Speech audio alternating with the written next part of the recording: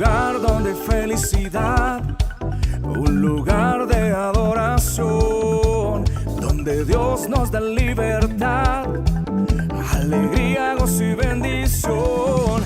A la iglesia, en familia, vamos todos a cantarle, tributarle, alabanza, honra, gloria y honor a Jesús. Tu iglesia. 28, versículo 1. Dice la Biblia: acontecerá que si oyeres atentamente la voz de Jehová tu Dios, para guardar y poner por obra todos sus mandamientos que yo te prescribo hoy, también Jehová tu Dios te exaltará sobre todas las naciones de la tierra. Quisiera que lo volviéramos a leer.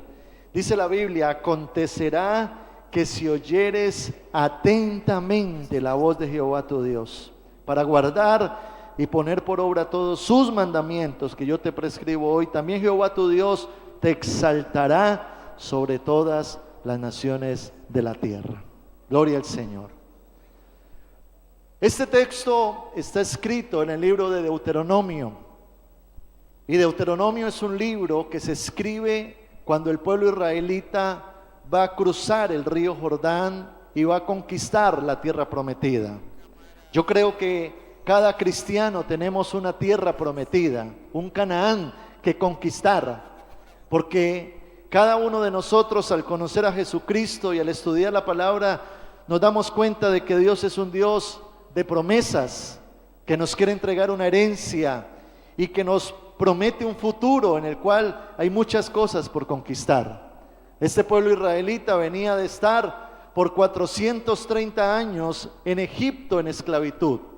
Habían venido de estar 40 años en un desierto, y siempre sabemos de que el desierto son los momentos de dificultad, pero ahora estaban a punto ya de entrar a poseer las promesas de Dios. Quiero decirte algo, y es que Dios quiere entregarte esas promesas, y Dios también está interesado en que se cumplan en tu vida.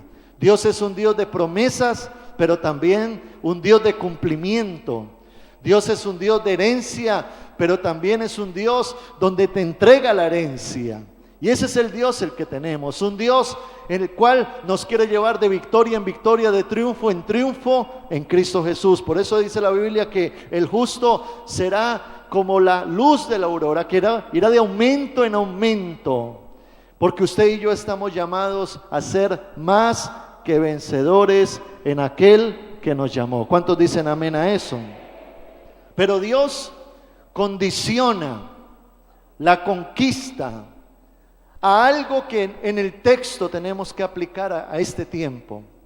Dios le dice al pueblo: acontecerá que si tú oyeres atentamente la voz de Jehová tu Dios. En ese tiempo ellos estaban viviendo un momento donde Dios le estaba revelando la palabra a Moisés.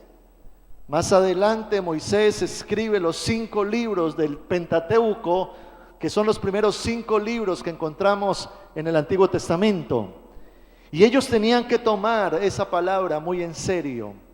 Dice la Biblia: si oyeres, y no oír de cualquier forma, sino atentamente la voz de Jehová tu Dios, y tú tomas esa palabra que oyes atentamente y la guardas en tu corazón y la pones en práctica, entonces Dios dice: yo te voy a exaltar, yo te voy a levantar. Y estamos viviendo un tiempo, iglesia, donde Dios también ha traído mucha palabra a nuestras vidas, promesas, donde Dios quiere hacer cosa tremenda contigo. Eso es lo que Él ha prometido, donde Dios quiere levantar a tu familia, donde Dios quiere levantar tu ministerio, donde Dios quiere levantar tu empresa, tus finanzas. Hay tantas cosas por conquistar, pero Dios vuelve al texto a decirnos lo mismo: si tú oyes atentamente mi voz y la guardas y la practicas. Y cuando se habla de oír a Dios, hermano, este libro es la palabra de Dios. Por eso dice la Biblia que la fe viene por el oír la palabra. La palabra de Dios es aquello que Dios ha escrito, inspirando a hombres para que por medio de este libro usted y yo podamos conocer a Dios. En el mes de febrero pasado murió un gran hombre de Dios llamado Billy Graham. Seguramente usted lo oyó en las noticias, en las redes sociales, porque este hombre murió ya de 99 años, se convirtió en una celebridad porque fue un hombre que fue tremendamente usado por Dios. Dios lo levantó para predicarle a miles y millones de personas. Predicó personalmente el evangelio a más gente que a nadie en la historia. Su equipo dice que más de 3.2 millones de personas respondieron a la invitación de aceptar a Jesucristo como Salvador en las campañas de Billy Graham.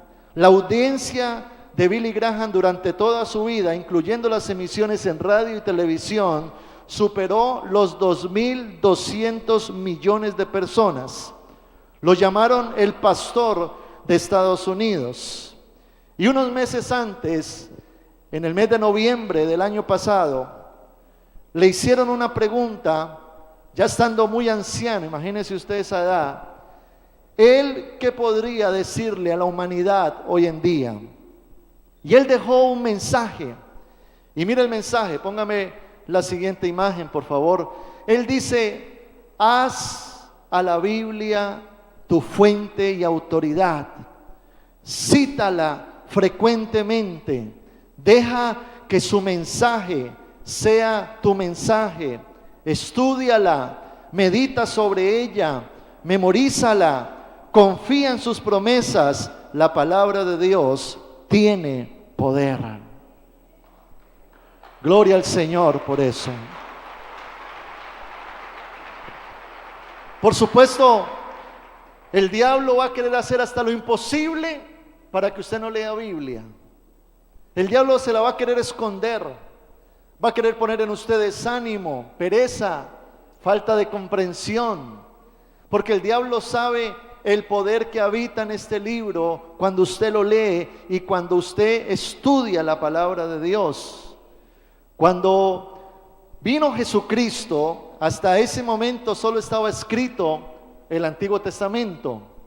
A partir de Jesús se transmitían el mensaje oralmente. Durante los 100 primeros años de la iglesia primitiva no estaba escrito nada del Nuevo Testamento, sino que personas comenzaron a escribir acerca de lo que dijeron los apóstoles, de lo que vieron de Jesús, de lo que comenzó a escribir el apóstol Pablo, y hasta el año 320 se constituyó lo que fue el canon de la iglesia. Se juntaron iglesias, ministros, para determinar qué libros debía contener este manual. Lo hicieron bajo la dirección del Espíritu Santo. Pero debemos de entender que hasta ese momento no existía la imprenta. Por lo tanto, los manuales que habían, las escrituras que habían, estaban escritas en papiros, que era un material como una hoja de cuero donde la gente escribía. Y eso, como era tan valioso y tan importante, los guardaban al interior de las iglesias. Solamente los sacerdotes, los que estaban liderando el movimiento religioso, podían acceder a estos libros. Pero esto creó en la gente un desconocimiento de la palabra de Dios. Luego, más adelante, llega la iglesia católica, que se adueña de las escrituras, y comienzan a surgir hombres y mujeres que comienzan a establecer también sus criterios en la iglesia. El Papa en ese tiempo comenzó a determinar muchas cosas. Entonces la iglesia católica de ese tiempo tomó el manual de la Biblia como un manual más, pero le añadió a la iglesia lo que se llamó después el cateterismo, donde la gente tomaba un libro que era un manual de los católicos y también lo que decía el Papa para ejercer la doctrina de la iglesia. Entonces la Biblia se convirtió en un libro más, perdió su valor. Entonces comenzaron a surgir muchos criterios, muchas cosas. Personas comenzaron a decir: hagámoslo de esta manera, hagámoslo de esta otra manera. Comenzó a surgir la adoración a los santos, comenzó a surgir el pago de indulgencias. Comenzó a surgir una cantidad de situaciones y se le prohibía a la gente tener acceso al estudio de la palabra, porque siempre la palabra traía revelación y conocimiento a la gente. Si se quiere tener un pueblo subyugado, se debe tener en la ignorancia. Y eso es lo que querían hacer. En el año 1414, un hombre llamado John Wycliffe fue perseguido y declarado hereje por traducir las escrituras al lenguaje común. Ese libro que estaba ya escondido estaba solamente escrito en un lenguaje llamado latín. Y aquellos sacerdotes, cuando daban la misa, tomaban el libro en latín y lo leían en latín. Por supuesto, nadie lo entendía, pero este hombre quiso traducir. Pero al notar la iglesia que iba a hacer eso, lo comenzaron a injuriar y lo declararon hereje, expulsándolo de la iglesia en ese tiempo. En el siglo XVI, la lectura de la Biblia estaba censurada, lo que promovía la ciega sumisión al sistema humano y papal. Estaba prohibido. Cuando estudiamos la historia aún de Colombia, hace 60, 70 años, en las iglesias, en los templos de la iglesia tradicional, el sacerdote se paraba y leía la Biblia en latín. La gente no tenía acceso a la palabra de Dios. De hecho, fue tan solo hasta el año 1800 en que la Biblia se logró traducir al español. Eso significa de que del año 1800 hacia atrás, estamos hablando 19 siglos hacia atrás, la gente del habla hispana no podía tener acceso a la palabra de Dios. Fue en el año 1483 donde nace un hombre que llegó a revolucionar el mundo de su época con el llamado protestantismo, aquel que se llamó Martín Lutero. Martín Lutero fue un personaje muy relevante en la historia que marcó su era con el evangelio. Un hombre que creció como católico, llegó a ser un monje católico, llegó a ser una persona estudiosa de la palabra de Dios, pero él, entendiendo el original latín, comenzó a estudiar la palabra y comenzó a inquietarse, y de allí es donde surgen las 95 tesis que emite Lutero allá en el templo de Wittenberg en Alemania. Las pega allí en contra de lo que creía la iglesia católica de ese tiempo. Es muy interesante todo lo que dice Martín Lutero, pero a partir de ese momento hubo una revolución, tanto que Martín Lutero se da la tarea de traducir la Biblia del latín al alemán, para que la gente del pueblo, la gente del país pudiera tener acceso a la palabra de Dios. Y dentro de las tesis que Martín Lutero habló, se halla la sola escritura, que traducido del latín muestra que es la sola escritura. La sola escritura que habla Martín Lutero es un principio donde Martín Lutero se pone bravo frente a la religión, frente al catolicismo, frente al Papa, y señala que la única fuente fidedigna y veraz para reconocer la voluntad de Dios, para conocer a Cristo y crecer en el entendimiento de nuestro Padre, son las Sagradas Escrituras. Él decía: ni la tradición, ni el magisterio de la iglesia, ni las revelaciones, ni las visiones, ni un sinfín de cosas pueden sustituir la verdad de la palabra. Nada que el hombre diga puede ser contrario, puede tener conflicto con lo que dice la palabra de Dios. La iglesia protestante finalmente hizo vida a este principio y asumió que la fuente fidedigna del crecimiento cristiano era la palabra de Dios. Aquí no manda otro libro, aquí no manda un criterio de un hombre, solamente la palabra de Dios es la verdad.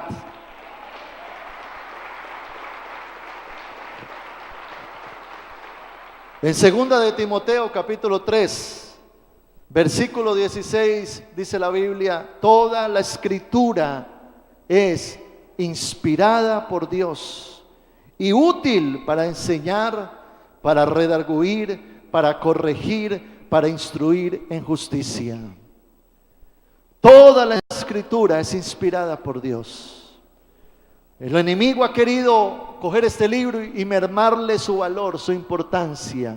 Quizás hasta hoy no le habías dado el valor que requiere este libro, y muchas veces tiramos el libro en cualquier lado.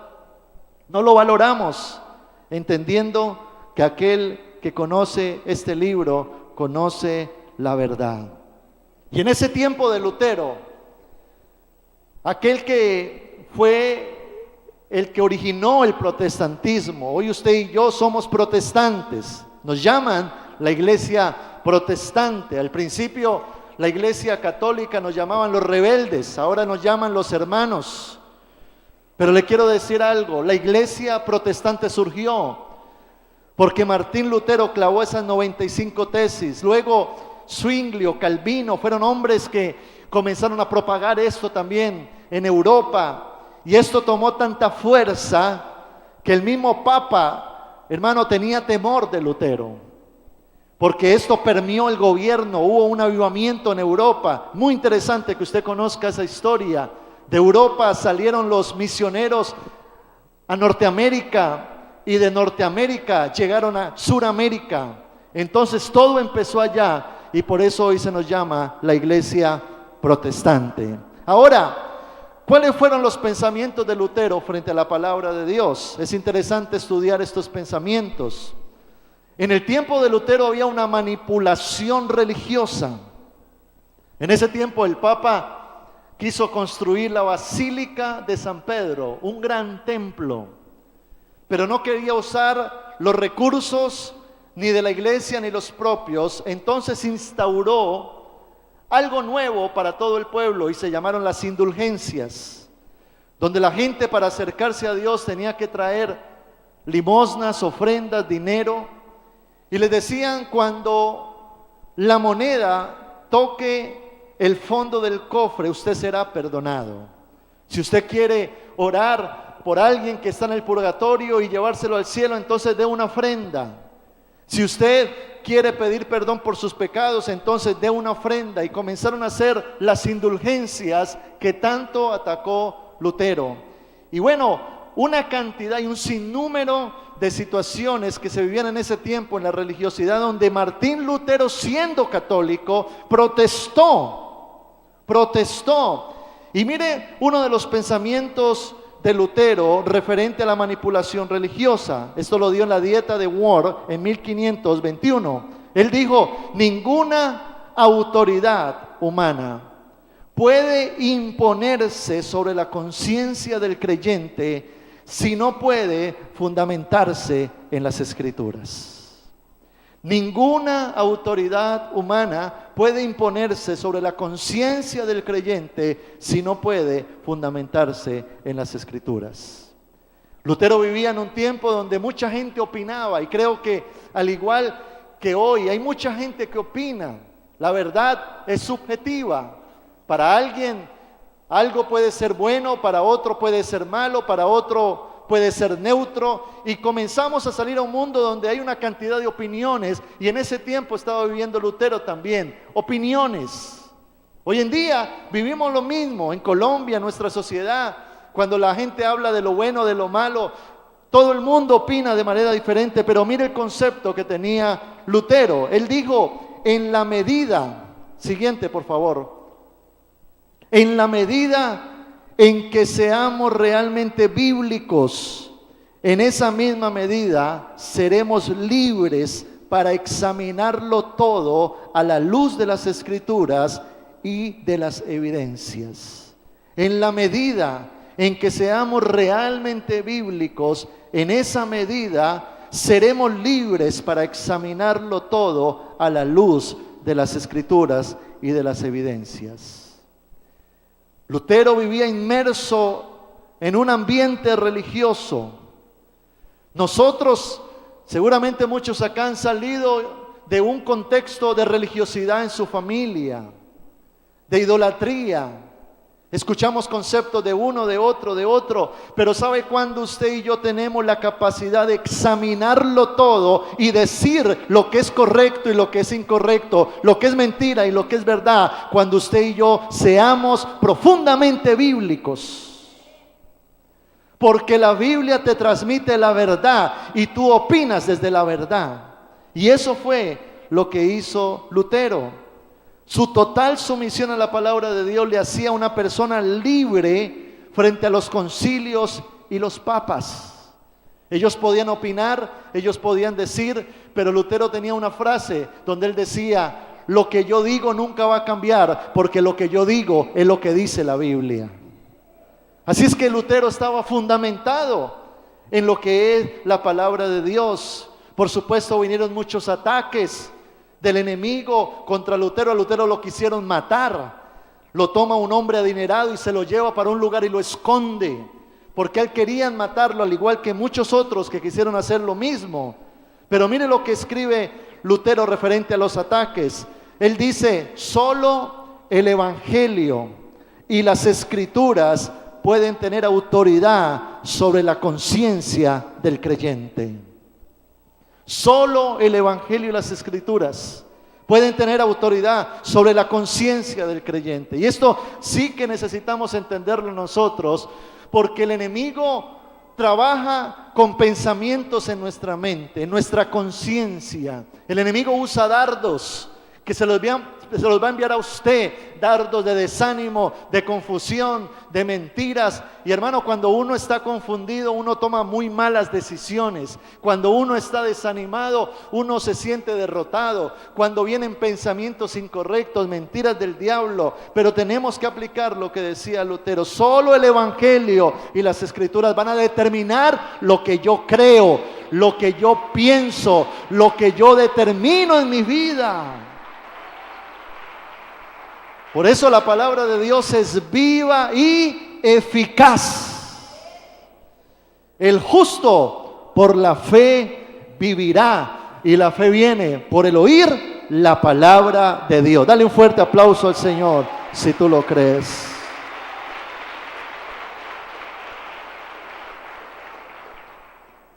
Lutero llegó a una conclusión. Él dijo: solo Dios tiene la verdad. ¿Usted está de acuerdo con Lutero? Solo Dios tiene la verdad.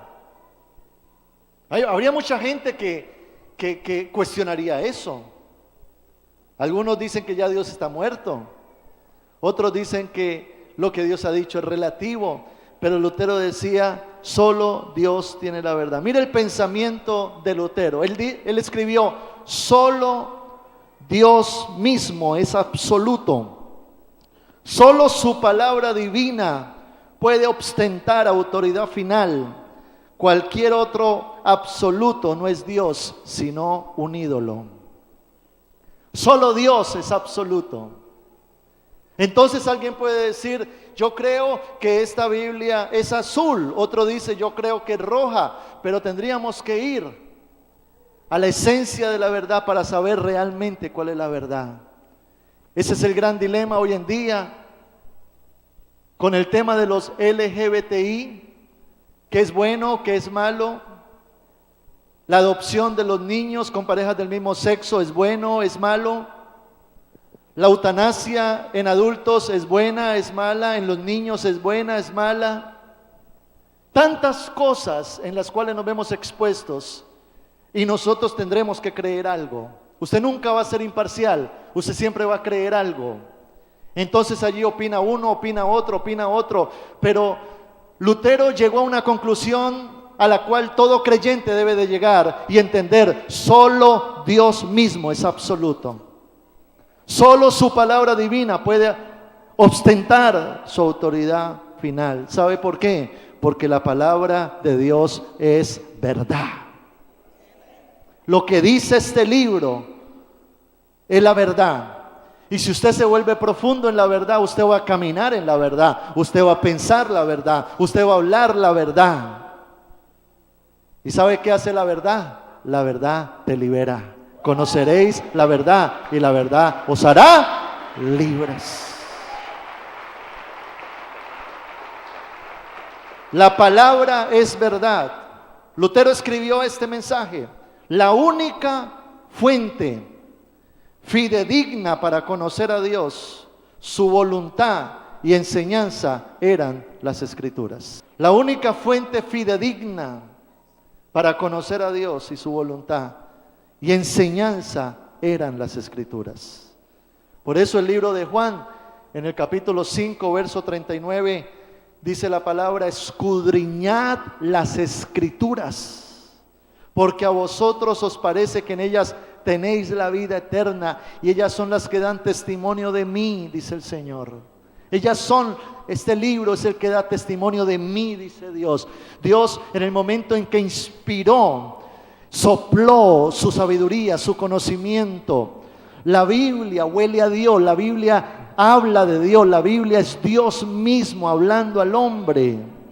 Este libro es la verdad del Evangelio, y si usted lee este libro no va a andar en confusión, porque la palabra de Dios es verdadera y es profunda en el conocimiento de Dios. Por eso debemos de estudiar la palabra. Martín Lutero decía: al ser ignorantes de la Biblia, somos ignorantes de Dios y de su voluntad. Tremendo. Al ser ignorantes de la Biblia, somos ignorantes de Dios. Por lo tanto, si yo estoy cerca de la Biblia, estoy cerca de Dios. Pero si estoy lejos de la Biblia, estoy lejos de Dios y de su voluntad. ¿Por qué el cristiano comete tantos errores? ¿Por qué se deja enredar tan fácil? ¿Por qué se tuerce? ¿Por qué se desanima? Porque se desconecta de lo que es la palabra de Dios. Y la ignorancia a las Escrituras es ignorancia a Dios. Martín Lutero escribió acerca de los jóvenes. Él decía: es curioso que muchos jóvenes digan que conocen a Dios y a Jesucristo, que tienen una relación con Él, que lo aman y que son sus hijos, si al mismo tiempo no saben dónde están los libros de la Biblia. Se lo repito: es curioso que muchos jóvenes digan que conocen a Dios y a Jesucristo, que tienen una relación con Él, que lo aman y que son sus hijos, si al mismo tiempo no saben dónde están los libros de la Biblia. Jesucristo, en el libro de Juan, capítulo 17, verso 3, dijo: y esta es la vida eterna, que te conozcan a ti, el único Dios verdadero, y a Jesucristo, a quien has enviado. Esta es la vida eterna. Ahora, si las Escrituras son el testimonio de Cristo, ¿cómo podemos decir que somos salvos si al mismo tiempo ignoramos la palabra de Dios? Al ignorar las Escrituras, estamos rehusando de nuestra fe, de nuestra salvación, de nuestro poder para testificar.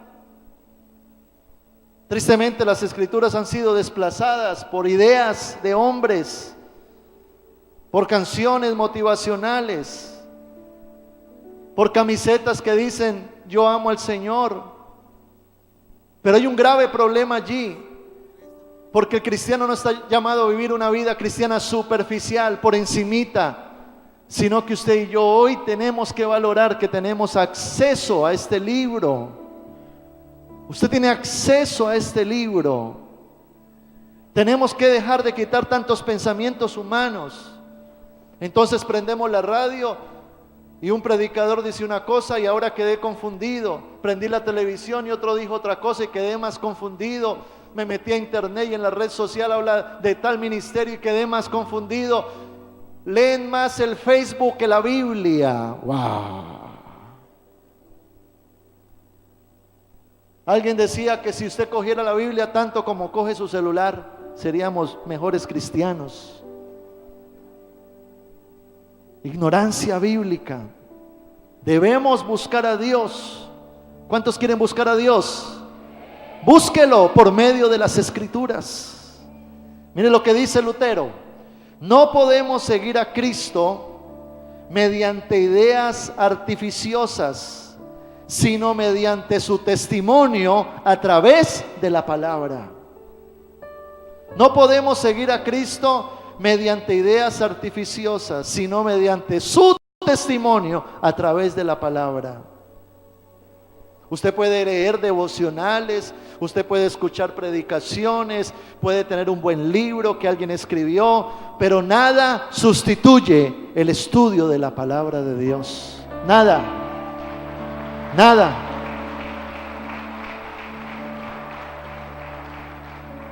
Segunda de Pedro, capítulo 1, verso 16, dice la Biblia: porque no os hemos dado a conocer el poder y la venida de nuestro Señor Jesucristo siguiendo fábulas artificiosas, sino como habiendo visto con nuestros propios ojos su majestad. Una cosa es seguir a Dios por lo que me dicen, otra cosa es seguir a Dios por lo que yo he visto, por lo que yo he experimentado. Y cuando usted lee Biblia, ya no lo enredan, ya no lo confunden. Usted puede procesar las cosas, toma lo bueno, desecha lo malo, y eso lo convierte a usted en un cristiano maduro, estructurado. Ya no es un niño, ya es un hombre adulto, una mujer adulta que conoce la palabra de Dios. La Biblia dice: erráis ignorando las escrituras y el poder de Dios. Mateo 22, 29, erráis porque ustedes ignoran. Por eso, aunque somos parte de una iglesia, aunque usted asista a un grupo vida, aunque usted tenga un mentor, un pastor, aunque usted venga cada domingo y yo le enseñe la palabra, usted necesita tener un encuentro personal con Dios y con la palabra. En su casa, todos los días, lea la Biblia. Saque un tiempo de manera disciplinada. Sea disciplinado con esto, no sea desordenado, sino que diga: voy a determinar un tiempo. Ojalá cada día usted pueda sacar una hora para orar, para leer la palabra, para tener su tiempo devocional diario, todos los días, sí, es en serio, todos los días hasta que usted se muera, todos los días leamos la Biblia. Y usted va a ver cómo la Biblia produce transformación, le transmite esperanza, le transmite vida. Usted conoce a Dios, usted aprende de Dios, usted se inyecta fe por medio de la palabra. Usted entiende lo que va a pasar de aquí en adelante porque la Biblia lo declara. Usted comienza a ser una persona estructurada. Cuando alguien le pide un consejo, usted habla Biblia, usted cree Biblia, usted declara Biblia. ¿Qué decía Pablo? Yo no camino por vista, yo camino por fe. Por fe, por fe, por fe. Y la Biblia alimenta tu fe. Vamos a hacer un pacto con Dios. Vamos a creer a su palabra. Vamos a estudiar el Evangelio. Si usted quiere comenzar de cero, arranque por Lucas, que comienza a hablar de toda la historia de Jesucristo. Pero yo le animo a que usted tome la Biblia de Génesis, Apocalipsis. Si usted es juicioso, en el término de 1 año y medio se la puede haber leído toda. Y si usted se la termina, tome otra versión de la Biblia y léasela toda. Nadie lo está persiguiendo, nadie le está diciendo que tiene que ser en determinado tiempo terminar. Generalmente en las Biblias, en el índice o por allí, hay una parte donde dice cómo leer la Biblia en un año y muestra cómo usted puede leérsela en un año con diferentes lecturas bíblicas. Hay muchos modelos para usted leer la Biblia, pero qué importante es que usted vuelva a la palabra. Usted vuelva a la palabra, porque le voy a decir algo: si usted quiere caminar en esta tierra de manera victoriosa, usted tiene que ser bíblico. Uno no puede ser victorioso lleno de mentiras. Y recuerde que el padre de la mentira, ¿cómo se llama? Él es el papá de la mentira.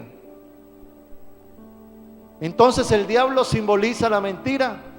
Jesús, ¿qué dijo? Yo soy el camino, la verdad. Jesús es la verdad.